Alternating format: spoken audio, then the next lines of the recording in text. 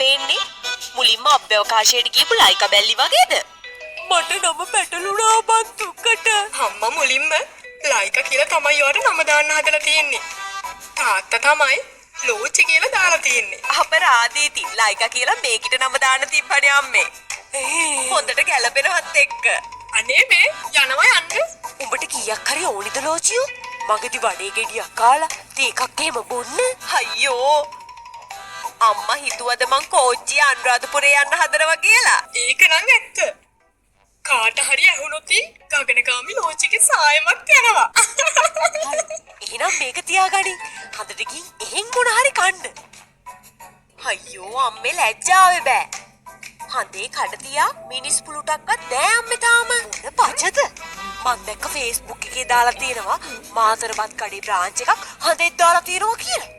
අනේ අම්මේ ඒවා ජෝක් එකට කියන ඒවානේ. ලංකාවේ ගොඩක් ටවුන් වල මාතරබත් කඩේ තියෙනවනේ. අම්මේ එහෙ කුරා කුඹියෙක්වත් නෑ. හාව විතරද ඉන්නේ එතකොට? හාව? හඳට යන ඉකි හඳේ ඉන්න හාව ගැනවත් දන්නේ නැද්ද බා? කොහෙද අම්මේ හඳේ හාවෙක් ඉන්නේ? අපිට පේන්නේ හඳේ තියෙන ලප. ලපයක් කොහමද බං? අපිට හඳේ තියෙන හාවෙක් වගේ පේන්නේ. හාව පෙන්නන ලප වලින් වැඩක් නෑ අම්මේ.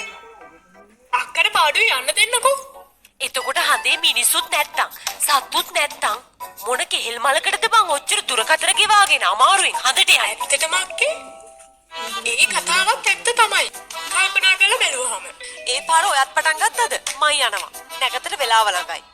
ඔයාට බය නැද්ද අක්කේ? බය කියන්නේ මොකද්ද? මං ඒ වචනේ අඳුරන්නෙත් නෑ. කොළඹ නෙළුම් කොළන පරිශ්‍රයේ සිට චන්ද්‍රය බලා පිටත් වෙන ශීඝ්‍රගාමී රොකට්ටුව තව සත මොහොතකින් ගමනාරම්භ කරනවා ඇත. අන්න අරක නවත්ත බල්ලා. ජාත්‍යන්තරම වීරවක් නෙවි. කවුද අරුව අරන් ආවේ? මං කිව්වේ ලංකන වල සමලිත හරි ගේන්න කියලානේ. සර් මං ඒ දෙන්නටම කතා කළා. දෙන්නම ගොඩක් බිසි. බැරිම තැන රේල්වේ ස්ටේෂන් එකේ මගේ යාළුවෙක්ට කතා කරේ. මාත් යනවා අම්මේ. චූටි මං යනවා. මගේ කබඩ් එකේම අරින්නේ නෑ. හරිද?